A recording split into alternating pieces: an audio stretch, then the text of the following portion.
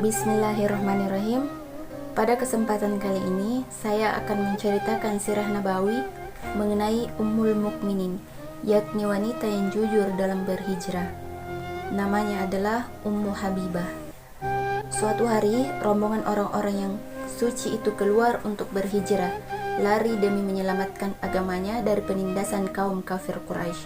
Namun, kemanakah rombongan yang suci itu hendak pergi? Mereka berhijrah ke wilayah yang asing bagi mereka, asing negerinya dan asing bahasanya. Berhijrah ke sebuah negeri karena terdorong oleh pesan Nabi Shallallahu Alaihi Wasallam kepada mereka saat beliau bersabda, "Akan sangat baik kalau kalian pergi ke negeri Habasyah, karena di sana ada seorang raja yang tak seorang pun teraniaya di sisinya, dan negeri itu adalah negeri kejujuran, sampai Allah memberikan jalan keluar dari kondisi yang kalian hadapi saat ini." Rombongan pertama dari orang-orang yang berhijrah itu keluar dengan harapan dapat menemukan apa yang disampaikan Nabi tentang negeri itu dan tentang rajanya yang baik. Di dalam rombongan yang suci itu terdapat seorang wanita yang ikut berhijrah bersama suaminya. Dia adalah wanita yang memiliki sifat-sifat istimewa yang berbeda dari wanita-wanita lain yang ikut dalam hijrah itu. Semoga Allah meridhoi mereka. Wanita yang berhijrah ini adalah seorang tokoh yang terhormat di antara para tokoh wanita terhormat di Mekah. Ayahnya juga seorang tokoh yang terhormat di antara para tokoh Mekah. Sedangkan ibunya juga seorang tokoh wanita terhormat di antara para wanita terhormat di Mekah. Dia adalah wanita yang tumbuh di tengah keluarga yang memiliki nasab dan kedudukan yang mulia. Dia mendapatkan berbagai macam kesenangan dan bergeliman di atas kemewahan. Namun, kini dia ditinggalkan semua kenangan. Dia tinggalkan semua kesenangan itu dan pergi menuju sebuah negeri yang dia tidak tahu apa yang akan terjadi di sana. Semangat beragamanya mengalahkan kebanggaan kepada nasabnya, dan kecintaannya kepada Allah dan Rasul-Nya mengalahkan kecintaannya kepada keluarga dan tanah airnya. Dia adalah salah satu dari sekian banyak wanita-wanita suci yang memperoleh kemuliaan dengan semangat dalam membela agama dan terhormat dengan perbuatan mulia. Dialah Ummu Habibah, Ramlah binti Abu Sufyan Sakh bin Harb, Ummul Mukminin. Dia tinggalkan agama nenek moyangnya, dia peluk agama Tuhan seluruh hamba, dia kesampingkan kesenangan badan, dan dia utamakan kesenangan jiwa. Kini rombongannya, orang-orang yang suci itu memasuki negeri Ethiopia dengan mendapatkan sambutan dan berbagai macam kemuliaan, serta kemeriahan dari sang raja yang tak ada seorang pun teraniaya di sisinya, sebagaimana yang dijelaskan Rasulullah SAW. Ummu Habibah rahimahullah menghabiskan hari-harinya dalam keterasingan bersama suaminya, Ubaidullah bin Jahsh, karena jauh dari kampung halaman dan kaumnya. Di negeri Ethiopia, Ummu Habibah melahirkan putrinya, Habibah binti Ubaidullah bin Jahsh. Allah Ta'ala berkehendak menguji wanita yang beriman ini agar musibah yang berupa penindasan kaumnya dan musibah yang berupa ujian berkumpul menjadi satu. Dalam tidurnya, wanita salihah ini bermimpi melihat sesuatu yang sangat menakutkannya, yang mengisyaratkan akan adanya sesuatu buruk yang bakal terjadi. Dalam mimpi itu, dia melihat suaminya, Ubaidullah bin Jahsh, dalam rupa yang sangat buruk. Ketika di pagi hari, suaminya datang kepadanya dan berkata, "Wahai Ummu Habibah, aku telah memikirkan secara mendalam tentang agama ini, maka aku tidak melihat ada agama yang lebih baik daripada Nasrani. Agama yang dahulu aku anut, lalu aku masuk ke dalam agama Muhammad, dan kini aku telah kembali lagi memeluk agama Nasrani." Maka istri yang jujur itu menjawab dengan jawaban seorang wanita yang imannya telah terhunjam di dalam hatinya. Dia berkata, "Demi Allah, tidak ada kemuliaan bagimu." Dia sampaikan mimpi yang dilihatnya, namun suaminya tidak mempedulikannya dan dia tetap meminum khamr hingga meninggal. Sungguh, itu adalah sebuah ujian yang tidak dapat dihadapi dengan tabah, kecuali orang-orang jujur dan kuat tekadnya seperti Ummu Habibah. Sungguh menakjubkan tekad wanita mukminah lagi salihah ini. Keimanannya tak tergoyahkan oleh cintanya kepada suaminya, minimnya penolongnya, dan kelemahannya sebagai seorang wanita. Bahkan wanita tersebut tetap teguh dalam keimanannya dan tetap mantap dalam keyakinannya. Betapa agung hati wanita yang memiliki keimanan seperti itu. Wanita yang jauh dari negerinya dan tak ada orang yang membantunya. Namun, keimanannya tidak menjadi jauh dan keikhlasannya serta ketulusannya tidak lenyap. Betapa agung engkau wahai Ummu Habibah. Alangkah baiknya bila para wanita belajar darimu mengenai pelajaran yang sangat indah ini.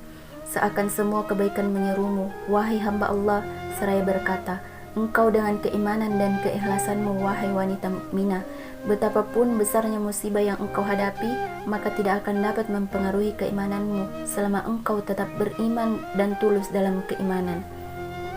Setelah suaminya murtad dan meninggal, Ummu Habibah menghabiskan hari-harinya tanpa ada yang menghiburnya, selain keimanannya yang tulus dan keikhlasannya yang langka. Akhirnya Allah pun mengobati luka yang dirasakan wanita ini, dan kemudahan itu pun datang setelah kesulitan. Tidak lama setelah iddahnya selesai, seorang utusan An-Najasyi datang kepadanya. Lalu seorang gadis yang bernama Abrahah menemuinya untuk menyampaikan berita bahagia baginya. Dia berkata, sesungguhnya sang raja berkata kepadamu bahwa Rasulullah mengirim surat kepadaku agar aku menikahkanmu dengan beliau. Ummu Habibah berkata, semoga Allah memberimu berita gembira. Wakil walinya yang menikahkannya dengan Rasulullah adalah Khalid bin Sa'id bin Al-Ash. Begitulah Allah Ta'ala telah memberi ganti bagi wanita mukminah yang jujur ini dengan suami terbaik dan manusia paling mulia, Rasulullah Sallallahu Alaihi Wasallam, sebagai balasan atas kejujuran dan kesabarannya yang luar biasa. Sejak hari itulah Ummu Habibah menjadi salah seorang wanita yang menempati salah satu kamar istri-istri beliau, dan dia meraih gelar Ummul Mukminin. Wanita yang mulia ini memang layak mendapatkan derajat yang luhur dan kemuliaan ini. Kini tibalah hari pertemuan saat dia memasuki Taibah, yaitu kota Rasulullah Sallallahu Alaihi Wasallam, agar dia berada di dalam pemeliharaan manusia paling baik, Nabi Muhammad Sallallahu Alaihi Wasallam. Maka dia pun berbahagia dengan kehidupan di dalam rumah yang suci itu, dan sisi-sisinya bersinar terang dengan kehadiran Rasul, pemberi petunjuk dan bulan menerangi. Dia pun menghirup dari mata air kenabian yang jernih, yang tak bercampur dengan kotoran apapun, dan mendapatkan cahaya petunjuk yang paling terang. Rumahnya tak mengenal kegelapan karena cahayanya berkilauan dari petunjuk yang indah itu. Ketika kaum Quraisy membatalkan perjanjian Hudaybiyah, mereka mengutus Abu Sufyan untuk memperbaharui ikatan perjanjian dan menambah durasi masanya. Abu Sufyan lalu datang ke kota Mekah, ke kota Madinah, dan menemui Rasulullah untuk menyampaikan misinya. Setelah urusannya selesai, dia mendatangi rumah putrinya Ummu Habibah untuk melepas kerinduannya kepada putrinya tersebut. Abu Sufyan masuk ke rumah putrinya Ummu Habibah, rumah di mana cahaya kenabian bersinar di segala penjurunya. Setelah dia memberi salam kepada anaknya, dia hendak duduk di atas sebuah hamparan karpet yang dia kira seperti hamparan karpet lainnya. Namun, betapa sangat terkejutnya dia ketika putrinya melipat hamparan karpet itu dengan nada bertanya. Dia berkata, apakah engkau tidak suka aku menggunakan hamparan karpet ini? Dia menjawab, ya, karena ia merupakan karpet Rasulullah, sedang engkau adalah seorang yang najis dan musyrik. Abu Sufyan bingung ketika mendengar jawaban putrinya. Lalu dia berkata, wahai putriku, setelah engkau tinggalkan aku, engkau kini ditimpa keburukan. Ummu Habibah berkata, Allah telah memberikan petunjuk kepadaku dengan memeluk Islam, sedang engkau, wahai ayah, seorang pemimpin kaum Quraisy dan tokoh mereka, dan engkau tidak memeluk Islam. Engkau malah sembah batu yang tak dapat mendengar dan melihat. Abu Sufyan berkata, sungguh mengherankan. Dan ini satu lagi keburukan yang menimpamu. Apakah harus tinggalkan sesuatu yang disembah oleh nenek moyangku, lalu aku ikuti agama Muhammad? Akhirnya Abu Sufyan meninggalkan putrinya dan keluar. Abu Sufyan keluar dari rumah putrinya setelah dia menyaksikan keajaiban pengaruh keimanan yang jujur. Itulah sebuah sikap yang langka dari seorang wanita yang memiliki sifat-sifat yang langka, seorang wanita yang terdidik di atas nilai-nilai mulia yang luhur dari akhlak kenabian.